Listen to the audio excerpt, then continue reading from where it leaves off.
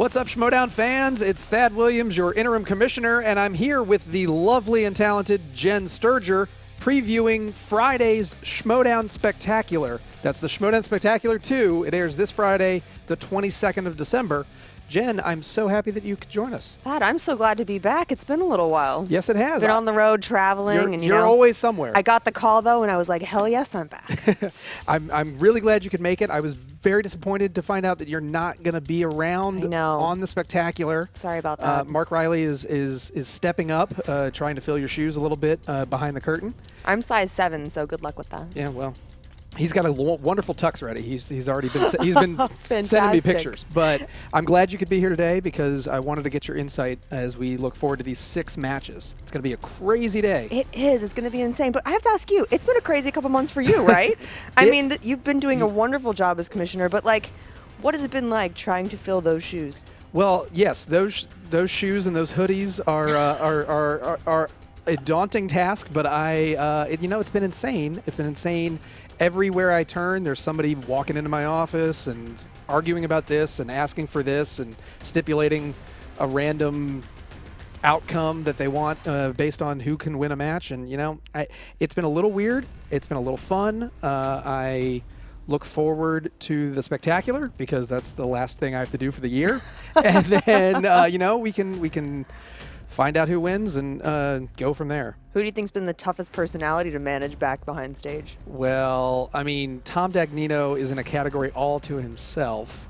But, it really, and actually this is a great segue because the Manager Bowl in and of itself has been the craziest thing to take care of. Absolutely. It keeps adding people. I think there might be 17 people in this match by the time we start the Spectacular. Maybe I'll get in on it. Yeah. No, I'm just kidding. No? Hell no. I've got a contract ready if you want one. I have a hard enough time wrangling them backstage. I want no part of that right now. Fair enough. For now. So, yeah, speaking of that, let's talk about the Manager Bowl for a second. So we've got 4 managers going head to head to head to head, and the winner is going to get one person from their faction a #1 contender spot. That's crazy. I mean, when you think, and they're big personalities, all of them, but I think the really interesting one to me in this whole match is Emma.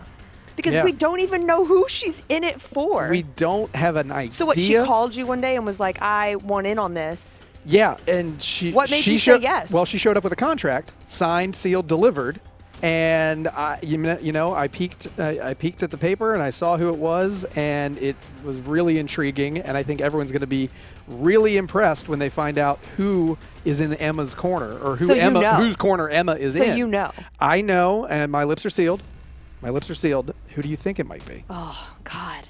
There's so many great potential team-ups I see out there that she could manage. But in my personal opinion, I would love to see, especially with everything that's gone on lately, Rachel Cushing is due for some good luck and she's had a hard week and some fun. With everything that happened with Ken, I would love to see her team up with someone like maybe like a Stacey Howard that would keep it fun, or someone even competitive, a little more competitive like Clark. That'd be great as well. Yeah. It would. Two different ends of the spectrum, but God, that'd be a lot of fun to watch. Yeah, I mean, I think she is definitely the wild card in here, but it's an entire match full of wild cards. When you look at the actual competitors, every single and their person, psyches.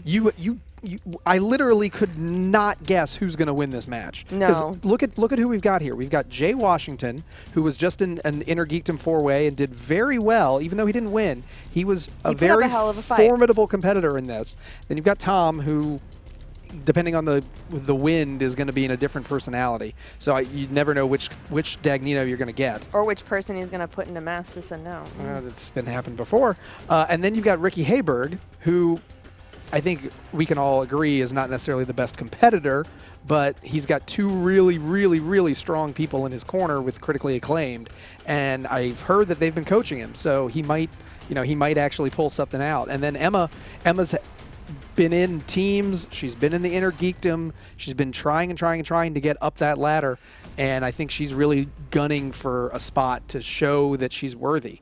And, this Manager Bowl is going to have a lot of implications for next season. Absolutely. As much as I would hate to see her, not be as behind the scenes as much and, backstage as much, I would love to see her blossom as a competitor. I don't really feel like her true potential is shown in the matches that she's had lately. She's gotten into some bad luck. She's had bad spins on the wheel. And just true. look, there's some deep cuts she's had to answer, you know? I mean, I was scratching my head behind stage like, I wouldn't be able to answer any of this. Yeah, I mean, she's had a go at it, and she's been Tom and his and all of the Lion's Den have been taunting her for much of the year. I think she got locked in a closet at one point. They are Like, a full-blown anti-bullying campaign at this point. You're absolutely right about that.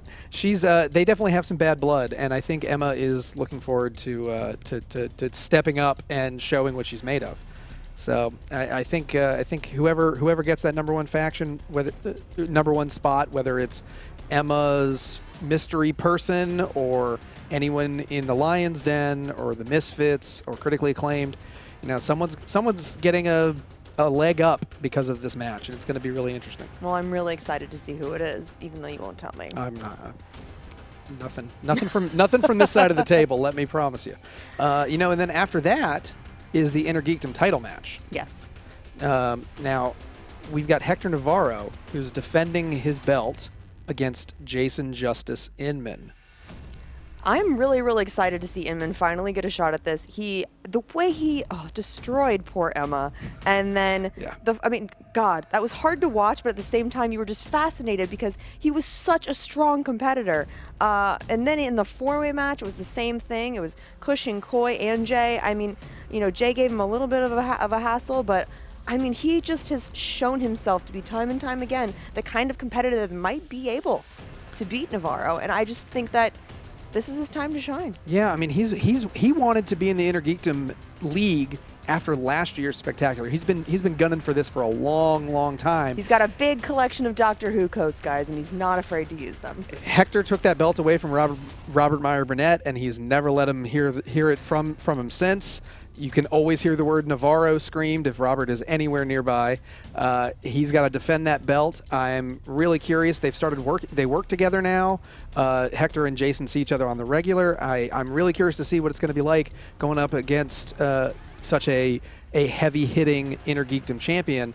And this will be Jason's first time in a 5-round match. But Jason has wanted this match for such a long time. It's true. I mean, he's been demanding, in the politest way possible, by the way.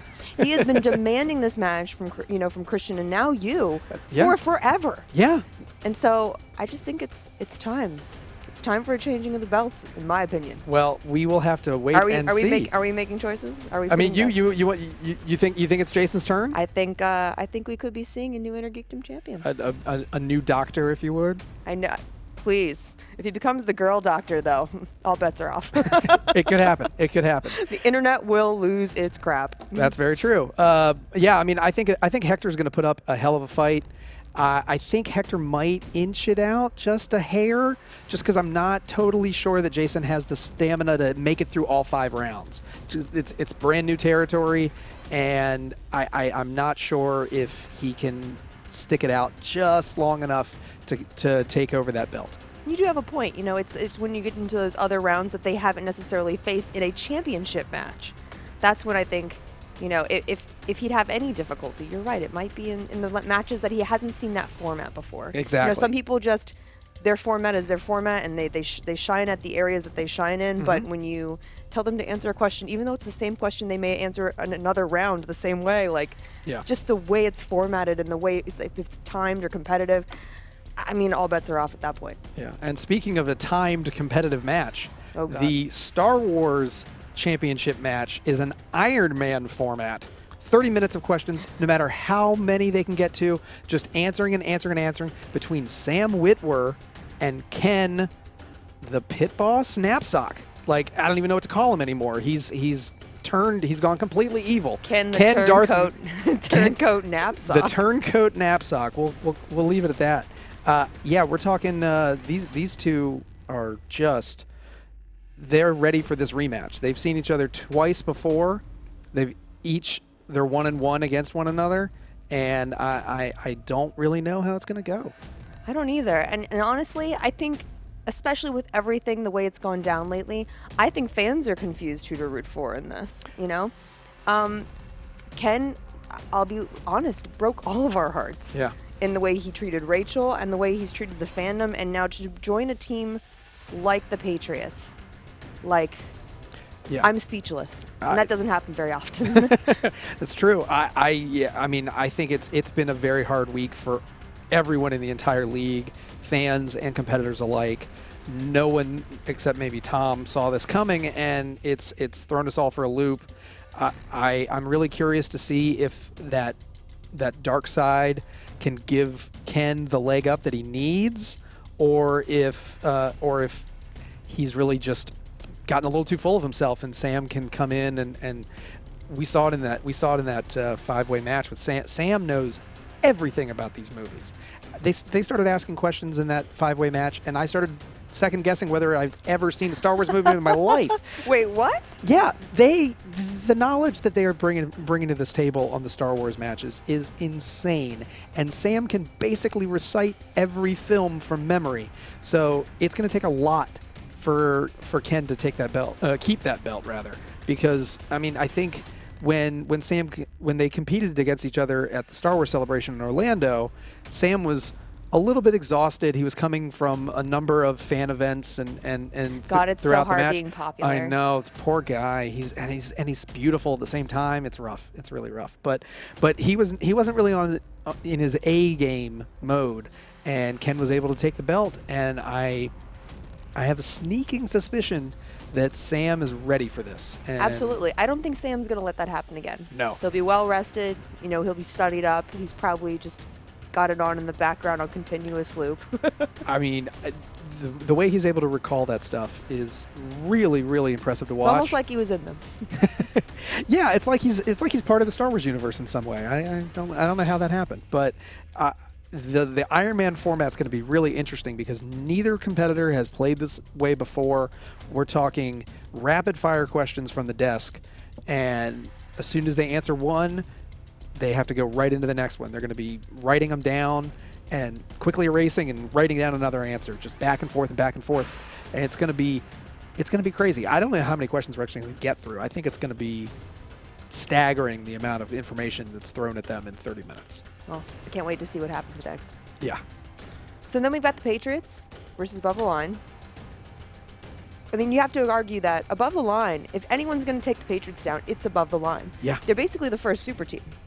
Yeah, that's a very good point. They're the all-stars. We're talking Drew McWeeny and Samm Levine are incredible players in singles competition, and when they joined forces and joined the team tournament, they just laid waste to everything around them. Absolutely. And the Patriots are actually defending their 7-0 record, which is pretty incredible when you think about it. But you have to argue that they are the most unliked team in this entire I don't even think that's universe. up for argument anymore. Like, I feel like they revel in it. They gain power from those boos. And that's where I think that they may have, where Above the Line may run into that mental game that I think the Patriots play that no one else does. That's true. That's true. It's a different level of competition where they're able to get in their competitors' heads, no matter how talented the person they're facing is. And dumb luck definitely plays on their side sometimes. Yes, it does. I'm not going to say anything else after that, so as not to seem impartial. I think that the Patriots are, without a doubt, great, easily the best team that's ever been in the league.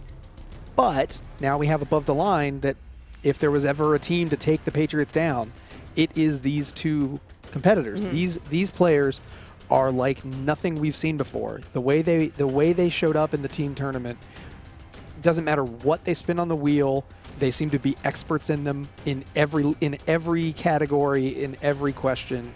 Sam has now done his research on animated movies, which was probably his only weak spot, and so now I don't see how. I'm really curious to see how they're going to do. I mean, they leave me speechless every time I see them play. I will say this though: do you think the Patriots having to play each other during singles, do you think that affected their team chemistry at all? And do you think that that's something that Above the Line might be able to use to rattle them?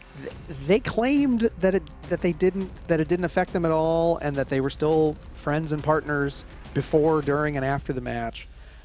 I feel like it has to have some sort of effect on you. I mean, they're 7-0 as a team, and then they had to go head to head and figure out who really was, because now you can actually point and say, you are the better competitor amongst our team. We're not equals anymore.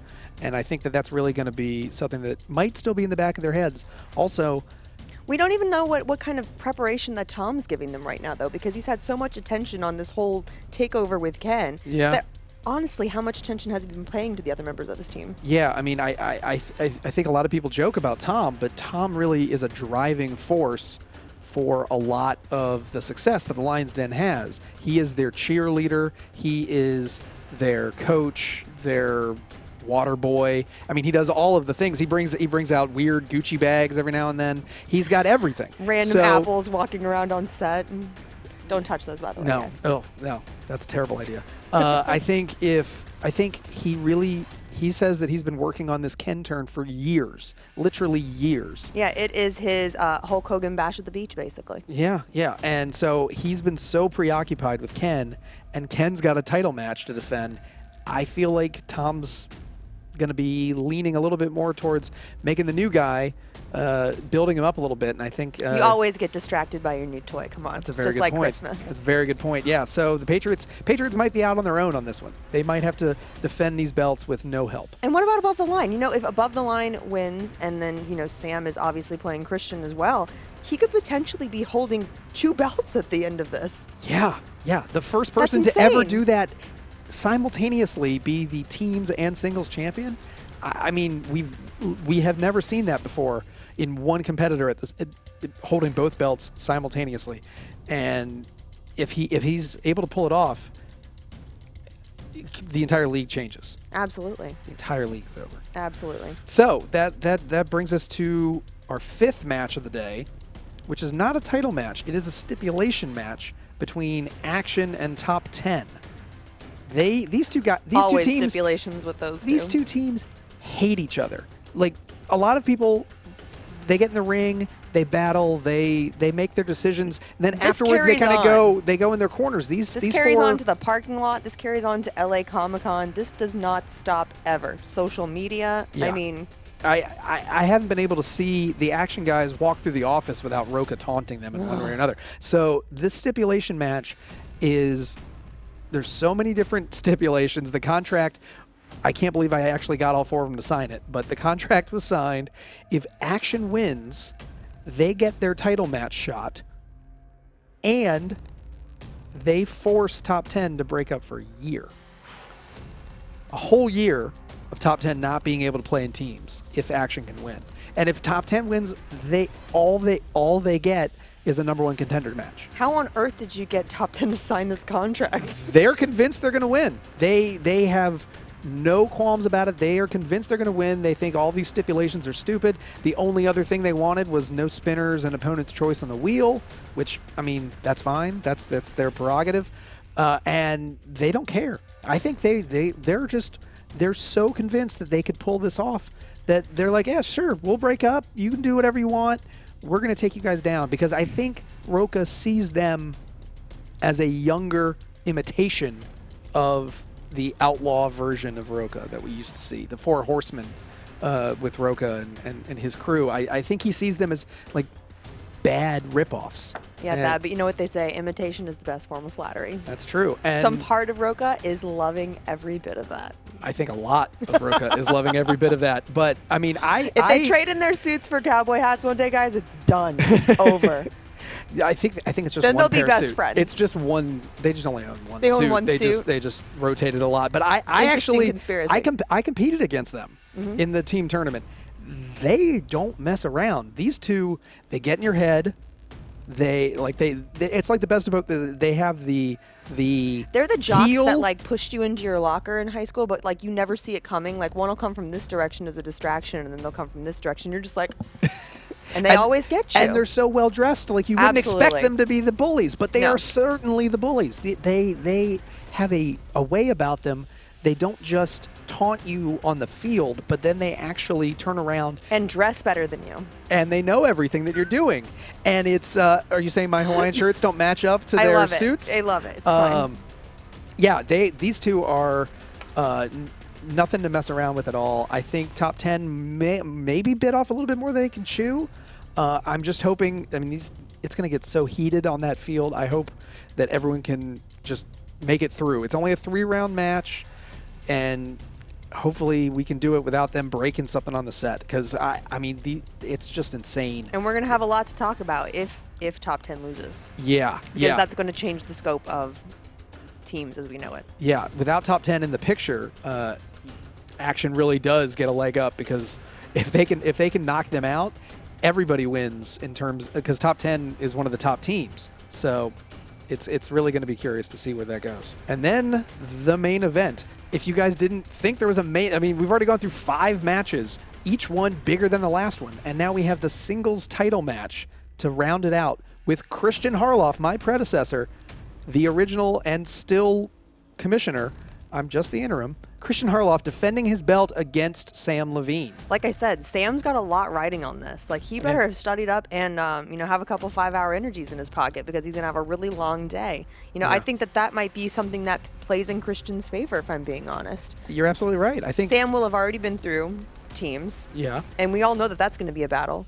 And then he's going to have to face Kristian. Yeah, that's 10 rounds of play. That's 10 rounds of play back to back. And Kristian stepped away from the commissioner position.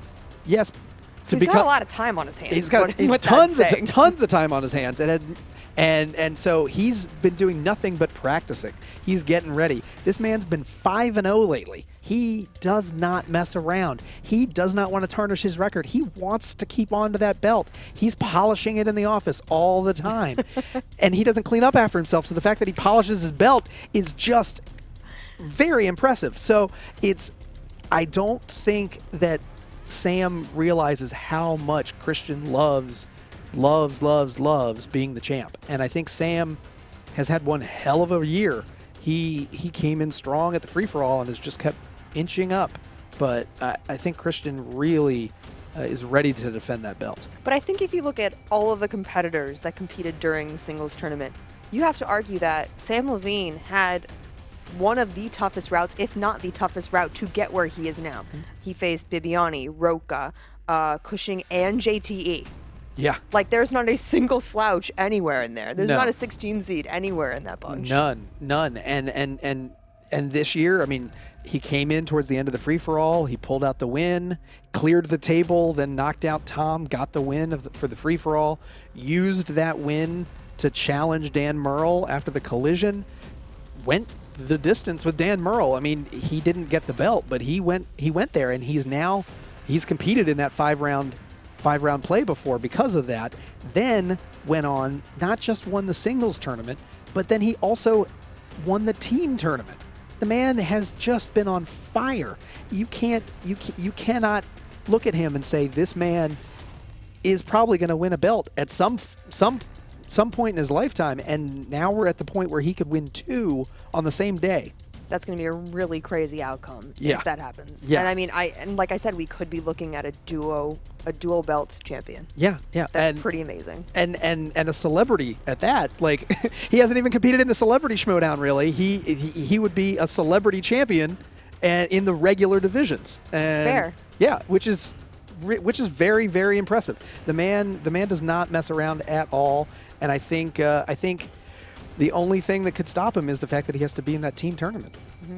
I think those 5 rounds are going to take a lot out of him. It's going to be an endurance test for Samm Levine. Yeah, and then on the other side of the coin is, even with Kristian stepping away from being a commissioner, he is a new dad again. Like, yeah, is he focused? I have a 6-week-old puppy at the house, and I'm losing my mind. So I can't even imagine what Kristian's going through. Yeah, you can't put a baby on some pee pads and be like, I'll see you in an hour, I mean, you could. I would not. Don't let that babysit your children. Would not suggest it, but you could do that. I'm assuming he's got some stats and some playbooks in one hand, and the Schmoedown app in the other, and the baby in the other. Yeah, he's juggling a few things, and he's got the baby born on. I just like to imagine him walking around with the kid in a vest. That's what I imagine. Fair enough. In his hoodie, just zips him up. Yeah. The baby's inside the hoodie, and then he's got the app, and he's just testing himself. But yeah, I mean, is he focused enough? Is he going to be able to come in? This is also the last match of the Spectacular, and he's calling a lot of these matches. So he's still going to be working. It's not like he's off in Bora Bora or something before the match. He's going to be working all day, so I'm wondering if he's gonna be able to go through that 5 rounds as well. The golden voice might be gone, but he'll just be like, "Give me the whiteboards. I need all the whiteboards." Yeah, he'll just write down every answer. This is a verbal round, Kristian. Yeah. Yeah. I mean, so there you have it, guys. This is 6 matches.